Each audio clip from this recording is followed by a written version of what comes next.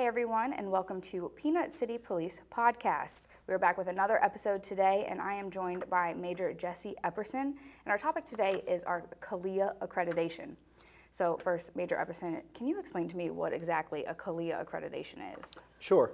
So CALEA is an acronym. It stands for the Commission on Accreditation for Law Enforcement Agencies. It is a completely voluntary program that the police department chooses to engage with, and it gives oversight to the police department in order to maintain best practices and standards and make us a heavy modern police department. Yeah, and since it is voluntary, why is it something that the Suffolk Police Department chooses to partake in? Why is it so important to us? So we started this process back in 2010. It's kind of when we started down the road of CALEA. And CALEA has been around for many, many years before that. However, it was decided that the police department needed to become CALEA certified. So it took several years to take a look at every policy within the police department, every standard operating procedure, how we do things, and inevitably we came time to apply for CALEA accreditation. And that actually, at that particular time, you would send your files to CALEA to have them look at them. Two assessors would then come down and review several additional files, basically to ensure that you are adhering to the standards that they set through policy. We call them proofs. And also those two assessors, they came in and they would inspect facilities, vehicles, talk to officers, do interviews, and make sure that we are doing what we say that we're doing in policy. Yeah, and it's not an easy thing, I guess, to maintain. There's 183 standards, and through each of those, there's bulleted standards, substandards underneath that go over more than 300. So take me through that level of difficulty to maintain the accreditation. I know we have people here that are solely dedicated to CALEA. Sure. So the police department actually is CALEA certified or accredited in two different areas. One is law enforcement, which is what we are doing our on-site process for in just a couple weeks. And the other, which we are accredited in, is in communications with our dispatch center. And we had that on-site accreditation process last October. So it's a constant process. It never stops. So accreditation used to be a 3-year cycle. Now it's a 4-year cycle, but every year is a review process. So we do web-based assessments every year, which means we have to show our proofs not only for, let's say, 21, 22, 23 at the conclusion, but every year we have to upload those proofs to show what we're doing. So it's a constant process. It's nothing that can be sat on by any stretch of the imagination. And that has all those proofs. Like I said, we're not only doing it for law enforcement, we're also doing it for communications.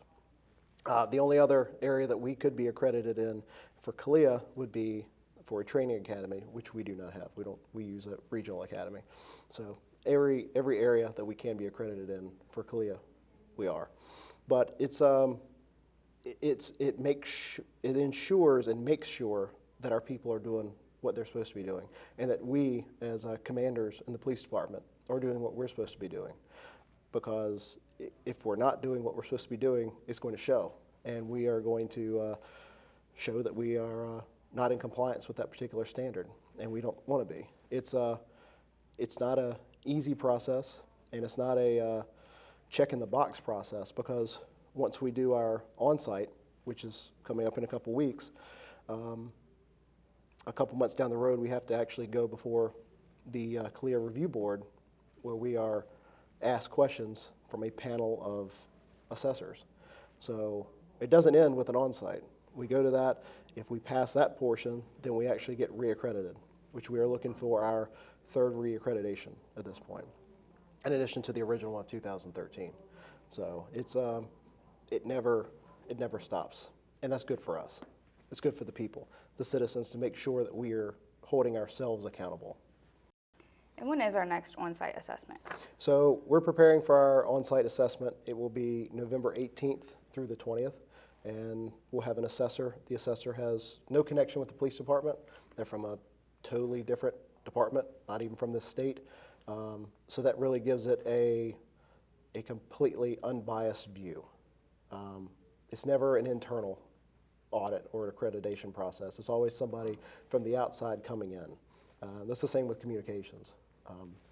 Our communications assessor came from last year very far away, but had never been to Suffolk, Virginia before. And the part that I really like is when you get someone that comes from another department in another state, in another part of the country, and they say, "This is amazing.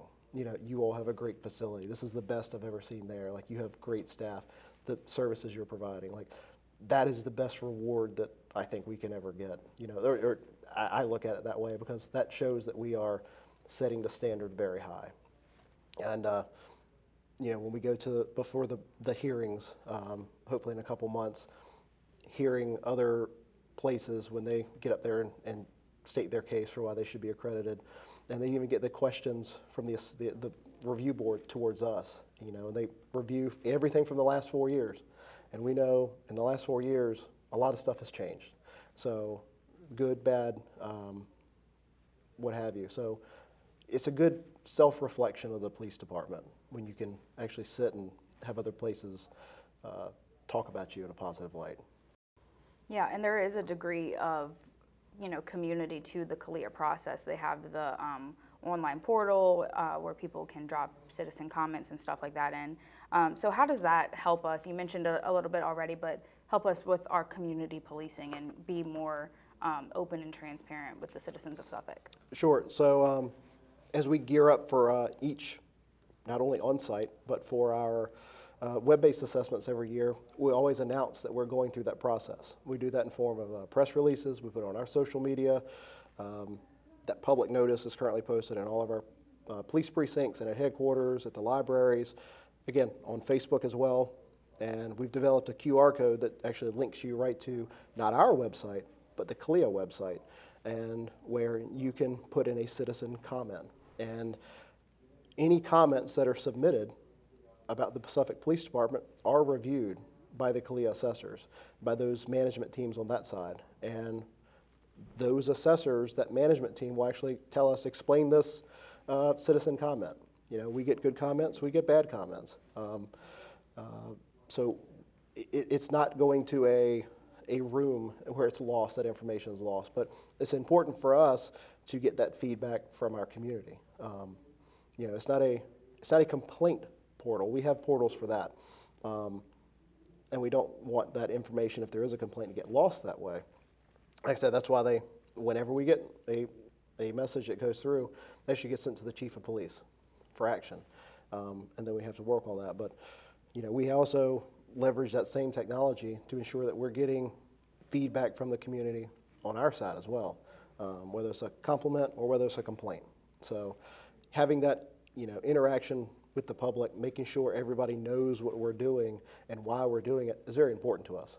And that not only goes to the citizens, but our officers as well, because it ultimately helps them do their job the most effective and efficient way possible.